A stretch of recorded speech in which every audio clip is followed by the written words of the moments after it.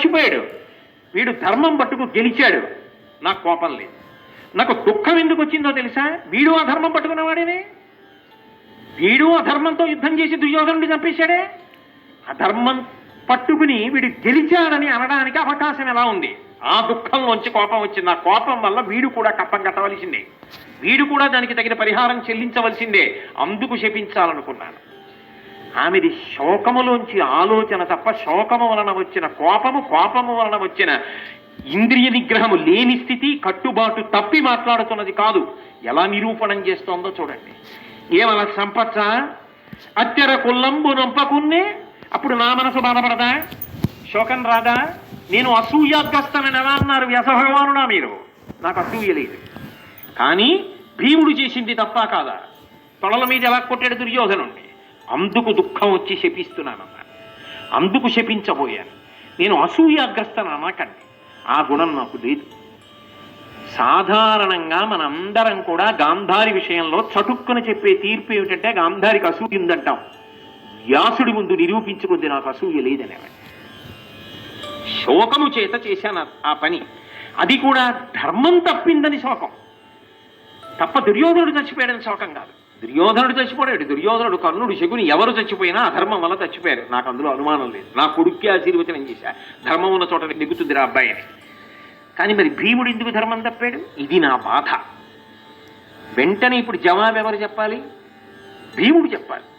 అందుకే భీముడు లేచి, అమ్మా నీకు నమస్కారం, నేను చెప్పుకుంటున్నటువంటి మాటలు జాగ్రత్తగా విను తల్లి అని చెప్పాడు. అమ్మా దుర్యోధనుడు మహాబలవంతుడు, మహాబలవంతుడైన వాణ్ణి మట్టు ఏదో ఒక రకంగా పెట్టకపోతే ధర్మం నిలబడదు.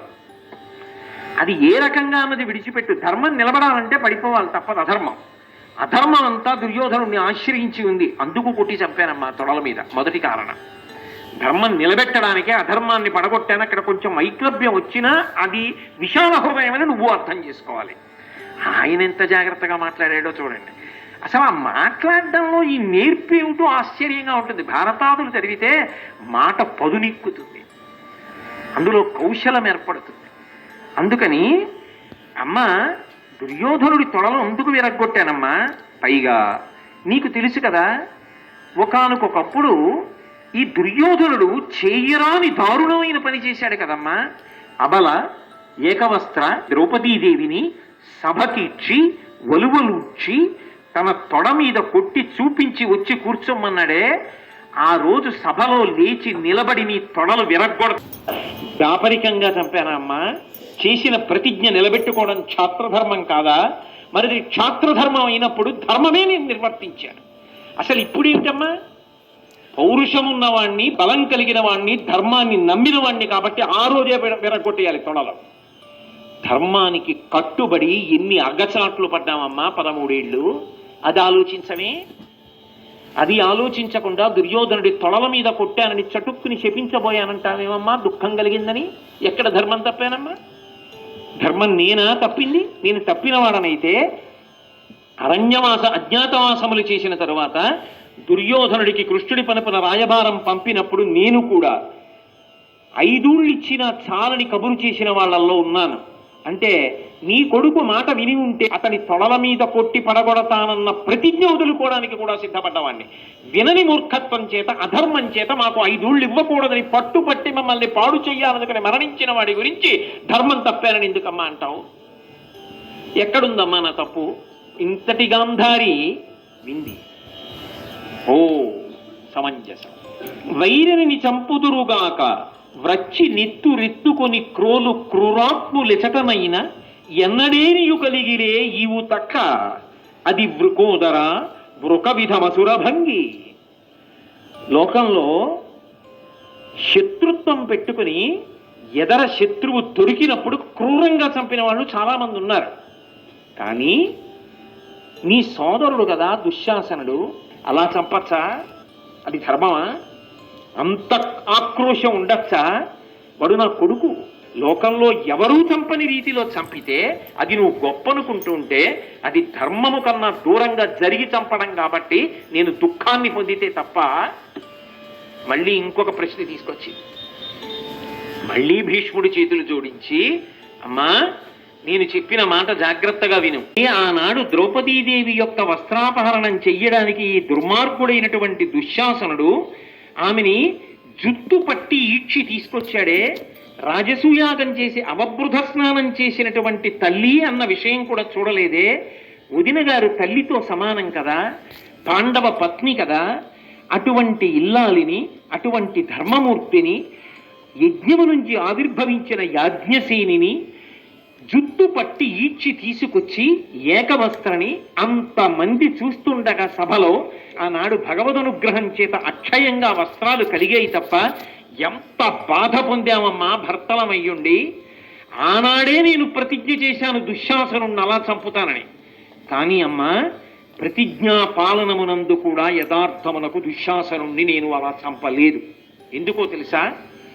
నేను దుశ్శాసనుణ్ణి పడగొట్టి చంపుతున్నప్పుడు నా ప్రతిజ్ఞ గుర్తొచ్చిన కురువీరుడు నేను ఎక్కడ అతన్ని గుండెలు బద్దలగొట్టి నెత్తురు తాగుతానోనని అందరూ కలిసి ఒక్కసారి నన్ను చుట్టుముట్టారు.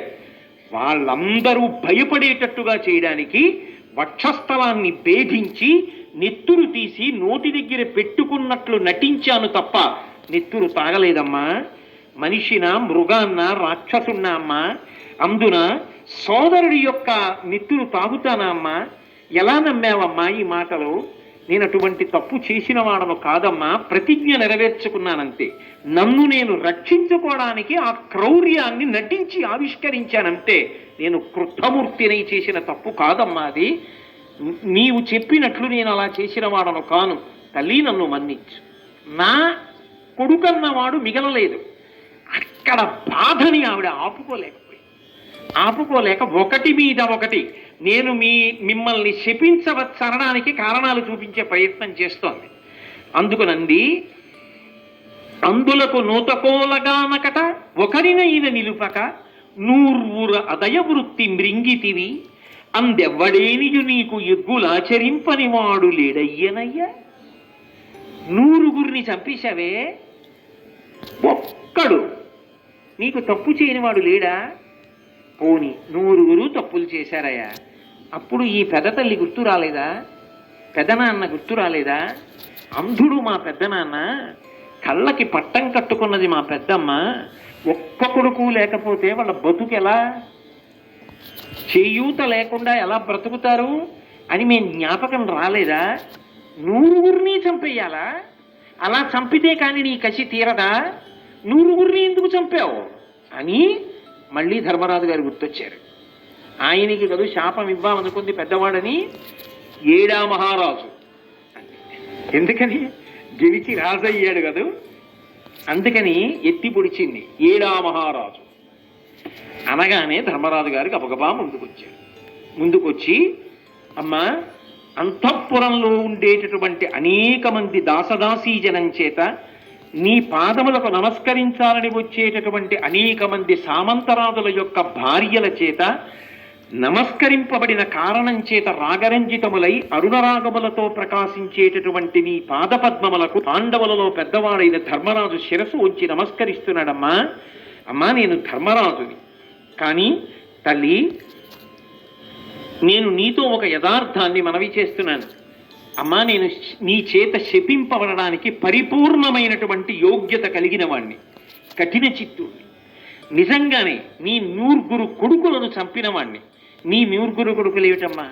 భీష్మ ద్రోణాది వీరులందరూ నా వల్లనే మరణించారు. నేను రాజ్యం కోసం యుద్ధం చేసి ఉండకపోతే వాళ్ళందరూ ఇలా మరణించి ఉండేవారు కాదు. అమ్మా, నీ చేత శాపం పొందడానికి నేను పరిపూర్ణమైనటువంటి అర్హత పొందినవాడిని. కాబట్టి యథేచ్ఛగా ఈ క్షణంలోనే నేను మరణించేటట్టుగా నాకు శాపం హక్కుని విడిచిపెట్టమ్మా అని వంగి నమస్కరించి తిప్పిద్దామనుకున్న గాంధారి దగ్గరికి ముందే ధర్మరాజు గారు వచ్చి, అమ్మా, నువ్వు నన్ను శపించేయి, నేనేనమ్మా యుద్ధం చేయించింది, నేనేనమ్మా ఇంతమందిని చంపేసింది, నీ మనసులో ఉన్నది అదే కదా, కాబట్టి నన్ను శపించి చంపేయి అంటే ఆవిడ ఏమీ అనలేక ఉండిపోయింది. కానీ కన్నులు మాత్రం కోపంతో ఎరిపెక్కి, ఆ ఎరిపెక్కినప్పుడు ఆవిడ కళ్ళకున్న కట్టు కొద్దిగా జారింది. ఆ కంటి కాంతి, ఎర్రటి కాంతి వచ్చి ధర్మరాజు గారి పాదాల మీద పడి ఎర్రగా బొబ్బెక్కినట్టయింది. ఇది చూసి అర్జునుడు కృష్ణుడి చాటుకు పారిపోయాడు. భీముడు, నకులుడు, సహదేవుడు తలపక వైపు తప్పుకున్నారు. ఆమె సంబాళించుకుని ఒక్క మాట అంది. ఒక్కరిని నీవు సంపక తక్కిన అంతటనే ప్రతిన తప్పునే విభవం బెక్కగా మీ అన్న నతండెక్కటి రాజ్యంబు చేయ నీడె కుమారా. భీముడి వంక చూసి మళ్ళీ అంది, ఏమయ్యా, ఒక్కడిని వదిలిపెట్టేస్తే వాడు పెద్ద కుట్ర చేసి మీ అన్నని మిమ్మల్ని చంపేసి రాజ్యం చేయకుండా చేస్తాడా? ఒక్కడిని వదలలేరయ్యా మా కోసం, ఒక్కడిని వదలకుండా చంపేశారే అని ఊరుకుంది, శపించలేదు. వెంటనే ఆ పిల్లల 5గురిని చూసి వెళ్ళి మీ అమ్మ కుంతీదేవికి నమస్కరించండి అంది. ఇప్పుడు ఈ 5గురు వెళ్ళి కుంతీదేవికి నమస్కరించారు. ఆ ద్రౌపది కోడల్ని చూసింది, కుంతీదేవి ఎంతో ఏడ్చింది. మరి 5గురు కొడుకులు మరణించారు, ఏడ్చింది. ద్రౌపదీదేవి కూడా కుంతికి నమస్కారం చేసింది. కుంతీదేవి గాంధారికి నమస్కారం చేయమని ద్రౌపదీదేవిని తీసుకొచ్చింది. వచ్చి నమస్కరిస్తోంది ద్రౌపది. ఆమె విశాల హృదయం చూడండి గాంధారిది. ఇంత కష్టంలో ఉండి మహాతల్లి ద్రౌపదిని చూసేటప్పటికి మాత్రం ఎంత అనునయంగా మాట్లాడింది. అది కుంతీదేవి కానివ్వండి, గాంధారి కానివ్వండి, ఇంటి కోడలనేటప్పటికి ఆ ప్రేమ, ఆ గౌరవం. అందుకే పుత్రి ఇట్లగునమ్మ శోకము పొంది కుందుచునున్న నీ గాత్రముండొక కీడు పాటిలికందు పాండు తనూభవుల్ పుత్రవర్గము కన్నచో నెద భూరితాపము పొందుడు పౌత్రహీనత పడ్డ కొంతికి బాయనేర్చునే నివ్వగల్. ఇంత శోకాన్ని పొందుతున్నావే, చటుక్కున మూర్ఛపోతున్నావే అమ్మా తాళు. నువ్వు ఇలా అస్తమానం మూర్ఛపోతూ ఆ శోకాన్ని అలాగే మనసులో పెట్టుకుంటే 5గురు కొడుకులు మరణించారని ఏడిస్తే అందుకని చెప్పి నువ్వు తాళి జాగ్రత్తగా నిలదొక్కుకో. 5గురు కొడుకులు చనిపోయారన్న బాధ పాండవులకు లేదా? ఆ పాండవులు ఊంచుకోవడానికి కూడా నువ్వు ఉంచుకోవాలి కదా. వాళ్ళు తట్టుకోవడానికి నువ్వు ఊంచుకుని వాళ్ళు సేద తీరేటట్టుగా ప్రవర్తించాలి కదా. 5గురు మనవలు చచ్చిపోయి వయస్సులో కుంతి ఎంత ఏడుస్తోందో. అత్తగారు, అమ్మ నిన్ను బట్టి కదా భర్తలు ఉంచుకునేది, అత్తగారు ఉంచుకునేది. పిచ్చి తల్లి, ఎందుకమ్మా అంత ఏడుస్తావు? ఏడవకమ్మా, ఆరోగ్యం పాడవుతుందమ్మా. నిజంగా అంత శోకంలో 100గురు కొడుకులు చనిపోయినటువంటి తల్లి ధర్మం కోసం అంత విశాల హృదయంతో కోడలి దుఃఖాన్ని గమనించి ఆమె శోకాన్ని అర్థం చేసుకుని ఊరట చెందేటట్టుగా మాట్లాడుతోందంటే ఏమి గాంధారి, ఏమి విశాల హృదయం. మానసికంగా గాంధారి పాదములకు శిరసు తాటించి నమస్కరిస్తున్నాడు. కాబట్టి అని ఒక మాట అంది, నిను నేనిట్టూరార్చెద నను నీవు ఊరార్పమలదే నా నీ తెరగుల్ వినుమొక్క రూపము మనకే మనగలదు విధాత క్రూరుడై పరుపంగన్. అమ్మా ఏం చెప్పమంటావు ద్రౌపది? నువ్వు నన్ను ఓదార్చాలి. అత్తయ్య గారు 100 మంది కొడుకులు చచ్చిపోయారా అని, నేను 5గురు కొడుకులు చచ్చిపోయారా అమ్మా అని నిన్ను ఓదార్చాలి. ఒకేసారి అత్తా కోడలు కొడుకులందరూ చచ్చిపోయి ఏడుస్తుంటే ఒకరినొకరు ఓదార్చుకునేటట్టు చేసిన భగవంతుని యొక్క లీలనేమందామమ్మా. ఎంత చిత్రం అమ్మా. అంటే తన కష్టాన్ని గుండెల్లో దిగమింగుకుని కోడలి కష్టాన్ని గుర్తెరిగి అమ్మా మన ఇద్దరం ఓదార్చుకోవడం తప్ప చేయగలిగింది ఏముంది, ఇది ఈశ్వర లీల అనుకుందాం అంతే. అంటే ఆమె భక్తి చేత వచ్చిన కష్టాన్ని దాటుతోంది తప్ప ఆ శోకము పెళ్ళుబుకి క్రోధంగా మారకుండా నిగ్రహించుకుంటోంది. ఇదంతా జరగడానికి కారణం నా కొడుకు దుర్యోధనుడే. తన కష్టాన్ని గుండెల్లో దిగమింగుకుని కోడలి కష్టాన్ని గుర్తెరిగి అమ్మా మన ఇద్దరం ఓదార్చుకోవడం తప్ప చేయగలిగింది ఏముంది, ఇది ఈశ్వర లీల అనుకుందాం అంతే. అంటే ఆమె భక్తి చేత వచ్చిన కష్టాన్ని దాటుతోంది తప్ప ఆ శోకము పెళ్ళుబుకి క్రోధంగా మారకుండా నిగ్రహించుకుంటోంది. ఇదంతా జరగడానికి కారణం నా కొడుకు దుర్యోధనుడే. వాడికి చెప్పిన మాట వినే లక్షణం లేదు. ఇది ఇటు లగుటెట్లెరిగి పలికెనా విదురుండు సభ కోవిదులు ఒగడగా అది వినియును నే నడపన దురితంబు పొదవె కలక చేటొలయ కొడుకునే. ఒకానొక నాడు ఇది ఇలాగే జరుగుతుంది మాట వినకపోతే అని మహానుభావుడైనటువంటి విదురుడు సభలో చెప్పాడు. సభ కోవిదులు పొగడగా సభలో ఉన్నటువంటి పండితులందరూ కూడా విదురుడు చెప్పినటువంటి వాక్యము పరమ సత్యము, మాట వినకపోతే సంధి జరగకపోతే ఇన్ని దారుణాలు జరుగుతాయని ఒప్పుకున్నారు. అది వినియును నే నడపన దురితంబు ఆ సమయంలో నేను ఈ యుద్ధం జరగకుండా ధృతరాష్ట్రుడు తీసుకొని స్వాతంత్ర్యం నేను తీసుకుంటే ఎలా ఉండేదో ఆనాడు నేను ఆపలేకపోయాను. అందువల్ల పొదవే కలక, దాని వలన ఇదిగో ఇంత దారుణమైనటువంటి పరిస్థితి అంతా జరిగింది. చేటొలయ కుడుగునే, పెద్దలు చెప్పిన మాట విననప్పుడు ఇటువంటి భయంకరమైన పరిణామములు జరగకుండా ఉంటాయా అమ్మా? దీనికి అంతటికీ కారణం మాట వినని నా కొడుకు, మాట చెప్పలేని నా భర్త, సమయానికి జోక్యం చేసుకునే ఆ పని నేను. దాని వలన నేనే కాదమ్మా నువ్వు బాధపడుతున్నావు, మేమే కారణం దీనికి అంతటికి. ఏ అత్తగారు కోడలి దగ్గర ఇలా మాట్లాడగలదు? 100 మంది కొడుకులు పోయి ధర్మము వైపుకి ఊంచుకుంటోంది, ఒరుగుతోంది తప్ప బాధ చేత కలత చెంది అప్పటి వరకు మాట్లాడిన ధర్మాన్ని కష్టం వచ్చేటప్పటికి వదిలిపెట్టి మాత్రం ప్రవర్తించట్లా. అది గాంధారి వ్యక్తిత్వంలో శిఖర సదృశమైనటువంటి విశేషం. కాబట్టి అని ఒక్కసారి ఆ యుద్ధ భూమిలో పడిపోయినటువంటి శవాలన్నిటినీ చూడాలి అని కోరుకుంది. వెంటనే అక్కడికి వచ్చినటువంటి వ్యాస భగవానుడు అనుగ్రహించాడు, నీ కళ్ళకి పట్టం కట్టి ఉన్నప్పటికీ కూడా అది విప్పకుండానే నీకు ఆ యుద్ధ భూమిలో పడిపోయిన శవాలన్నీ కనపడతాయని. వాటన్నింటినీ చూసింది ఆవిడ. ఆవహంబునయందు నీ ఓహటించి పోవ సడివచ్చు, సడికంటే చావు మేలు, శస్త్ర జీవిత పరలోక సౌఖ్యం అనుభవింపు, అమరత్వ సంపద వెలయుమంటి. దుర్యోధనుడు వచ్చి నాకు నమస్కారం చేశాడు, అమ్మ జయం కావాలన్నాడు. అప్పుడు నేనేమని చెప్పానో తెలుసా? ధర్మం ఉన్న చోట జయం ఉంటుందిరా కొడక, నువ్వు ఎలాగో గెలవవు, యుద్ధభూమిలోకి వెళ్ళి పారిపోయి వెనక్కి వచ్చి బ్రతక్కు, చచ్చిపో. చనిపోతే కనీసం ఇక మళ్ళీ చావనక్కర్లేకుండా విజయస్వర్గాన్ని వీరస్వర్గాన్ని పొందుతావు. ఆ స్వర్గం నీకు కనీసం దుర్గుణముల పాలిట విజయస్వర్గం, వీరస్వర్గం. అందుకని యుద్ధభూమిలో చనిపో, ధర్మం నీ పట్ల లేదు కాబట్టి నువ్వు తిరిగి రావన్నాను. ఆ కొడుకు శవం ఎక్కడుందా అని వెతుకుతున్నాను. అయ్య బాబోయ్, ఒక కొడుకు యుద్ధానికి ఎడుతున్నానని నమస్కారం చేస్తే ఆ కొడుకును ఉద్దేశించి ధర్మం కోసం అలా మాట్లాడగలిగిన తల్లి పుట్టిన గడ్డ మీద పుట్టినందుకు ఈశ్వరుడికి నమస్కరిస్తాను. అది దేశం గొప్ప.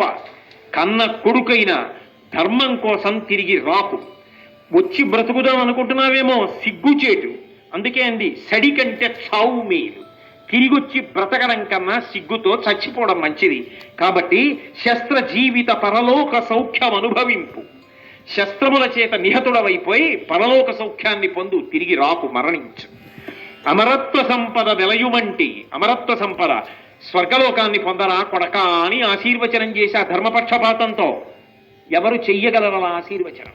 అటువంటి తల్లులు పుట్టిన దేశం ఈ దేశం. ధర్మం కోసం కొడుకుకు అటువంటి ఆశీర్వచనం చేసింది గాంధారి. ఏమి తల్లి, మహాతల్లి. ఆవిడ పేరు ఉచ్చరిస్తే పాపాలు పోతాయనిపిస్తోంది. కాబట్టి అని అన్నాను.